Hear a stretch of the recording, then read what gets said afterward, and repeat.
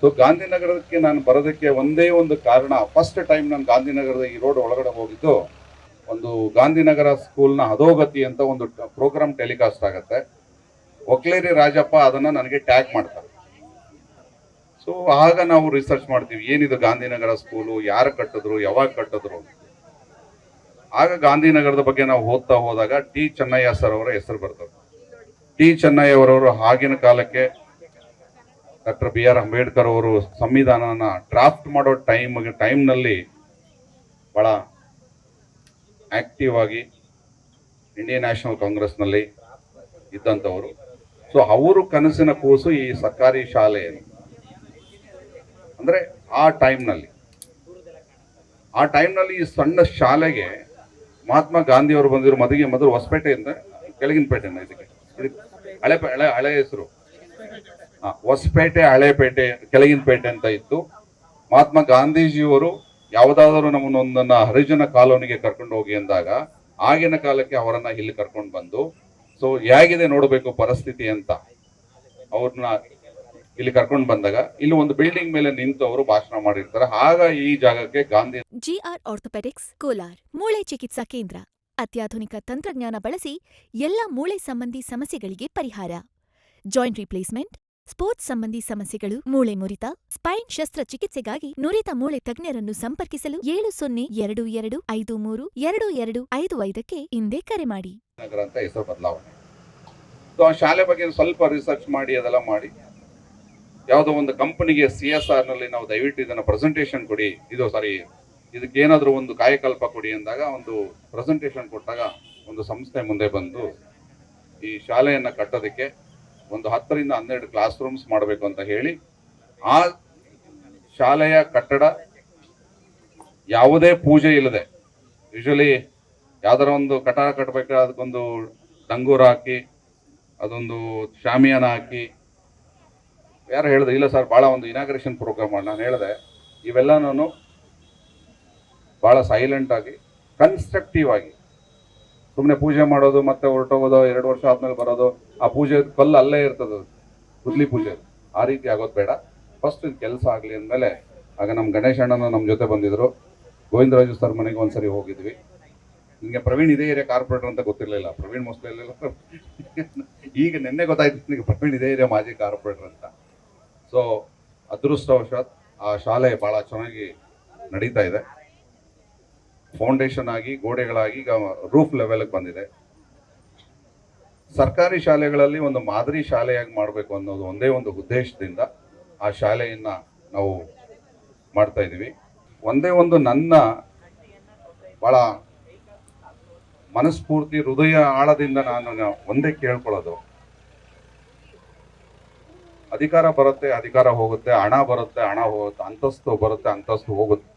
ಅದನ್ನ ಕೆಲವು ಜನ ಆಸ್ತಿ ಅಂತಸ್ತು ಒಂದು ಜನರೇಷನ್ ಅಲ್ಲಿ ಬರ್ತದೆ, ನೆಕ್ಸ್ಟ್ ಜನರೇಷನ್ ಯಾರೊಬ್ಬ ಕಳಿಯೋನು ಉಟ್ಕೊಳ್ತಾನೆ, ಇಲ್ಲ ಒಂದು ಜನರೇಷನ್ ಇಂದ ಇನ್ನೊಂದು ಜನರೇಷನ್, 3ನೇ ಜನರೇಷನ್ ಇನ್ನೊಬ್ಬ ಯಾರೋ ಉಟ್ಕೊಳ್ತಾನೆ ಅದನ್ನ ಕಳಿಯೋದು.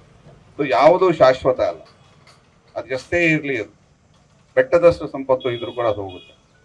ಆದರೆ ಅಧಿಕಾರ ಇದ್ದಾಗ, ಹಣ ಇದ್ದಾಗ, ಅಂತಸ್ತು ಇದ್ದಾಗ ನಾವು ನೀವು ಹೇಗೆ ನಡ್ಕೊಳ್ತೀರಿ ಅದು ಶಾಶ್ವತವಾಗಿರುತ್ತೆ. ಅದು ಯಾರೋ ಅದನ್ನ ಹಳೆಯಕ್ಕಾಗೋದಿಲ್ಲ. ಮಹಾತ್ಮ ಗಾಂಧಿಯವರ ಹೆಸರದಲ್ಲಿ ಈ ಒಂದು ಸಣ್ಣ ಕೋಲಾರದ ಸಣ್ಣ ಭಾಗ ಮಹಾತ್ಮ ಗಾಂಧೀಜಿಯವರ ಹೆಸರದಲ್ಲಿ. ನಾನು ಕೇಳ್ಕೊಳ್ಳೋದೇನು ಅಂದ್ರೆ, ಮಕ್ಕಳಿಗೆ ಜೊತೆಗೆ ನಾವು ಆ ಮಹಾತ್ಮ ಗಾಂಧಿಯವರು ಏನು ಹಾಕೊಟ್ಟಿದ್ದಾರೆ, ಒಂದು 4 ಲೈನ್: ಸತ್ಯ, ನಿಷ್ಠೆ. ಸತ್ಯ ಅಂದ್ರೆ ಒಂದ್ಸರಿ ನಾವೇನಾದ್ರು ಹೇಳಿದ್ರೆ ಆ ಪದಕ್ಕೆ ನಾವು ಸ್ಟಿಕನ್ ಹಾಕ್ಬೇಕು. ನಿಷ್ಠೆ, ನಾವು ಏನಾದ್ರೂ ಒಂದು ವಸ್ತುಗೆ, ಒಂದು ವ್ಯಕ್ತಿಗೆ, ಒಂದು ಇದಕ್ಕೆ ಏನೋ ಭಾವನೆಗಳಿಗೆ ನಾವು ಸ್ಟಿಕ್ ಆದ್ರೆ ಅದಕ್ಕೊಂದು ಲೈನ್ ಹೇಳ್ಕೊಳ್ಬೇಕು. 3ನೇದು,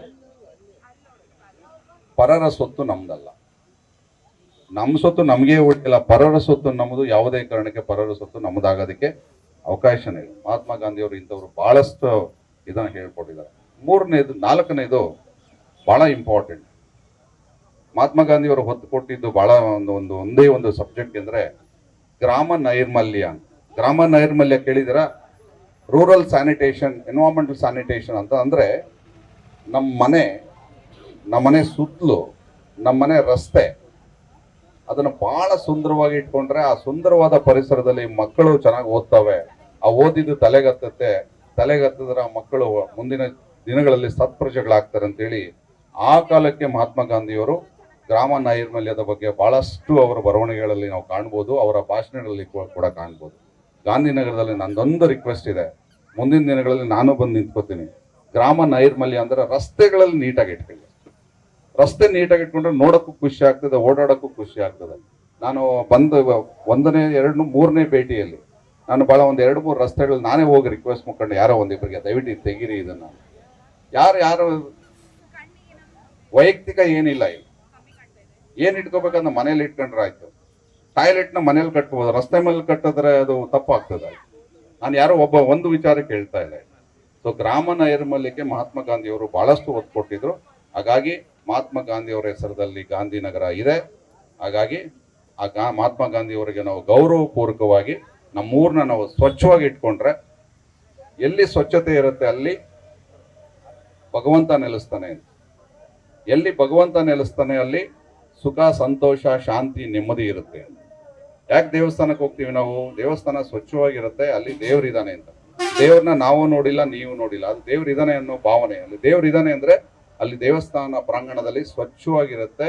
ಅಲ್ಲಿ ಯಾವುದೇ ರೀತಿಯಾದಂಥ ಒಂದು ಮನಸ್ಸಿಗೆ ಬೇಜಾರಾಗುವಂಥ ವಸ್ತುಗಳು ಇರೋದಿಲ್ಲ, ಆ ವಾತಾವರಣ ಇರೋದಿಲ್ಲ. ಹಾಗಾಗಿ ನಾವು ಕೂಡ ನಮ್ಮ ಏರಿಯಾನ ಸ್ವಚ್ಛವಾಗಿ ಇಟ್ಕೊಂಡ್ರೆ ಅಲ್ಲಿ ಭಗವಂತ ನೆಲೆಸ್ತಾನೆ. ಭಗವಂತ ನೆಲೆಸಿದ್ರೆ ನಮ್ಮ ಒಳ್ಳೆ ಆರೋಗ್ಯ ಬರುತ್ತೆ. ಒಳ್ಳೆ ಆರೋಗ್ಯ ಇದ್ರೆ ಮಕ್ಕಳಿಗೆ ಒಳ್ಳೆ ಭವಿಷ್ಯ ಇರುತ್ತೆ ಅಂತ. ಇನ್ನು 6 ತಿಂಗಳಲ್ಲಿ ಈಗ ನೆಕ್ಸ್ಟ್ ಅಕಾಡೆಮಿಕ್ ಇಯರ್ ಏನಿದೆ, ಸ್ಕೂಲ್ಸ್ ಓಪನ್ ಆಗುತ್ತೆ. ಸ್ಕೂಲ್ ಕಾಲೇಜಸ್ ಓಪನ್ ಆಗೋ ಟೈಮ್ಗೆ ಏಪ್ರಿಲ್ ಮೇನಲ್ಲಿ ಒಳಗೆ ಆ ಸ್ಕೂಲ್ ಓಪನ್ ಮಾಡಬೇಕು ಅಂತ ಇದ್ದೀವಿ. ಅದು ಓಪನ್ ಮಾಡಿ ಇನಾಗ್ರೇಷನ್ ಆದ ನಂತರ ಅದ್ರ ಬಗ್ಗೆ ನಾವೇನಾದರೂ ಒಂದು ಡಿಸಿಷನ್ ತಗೊಂಡು. Thank you.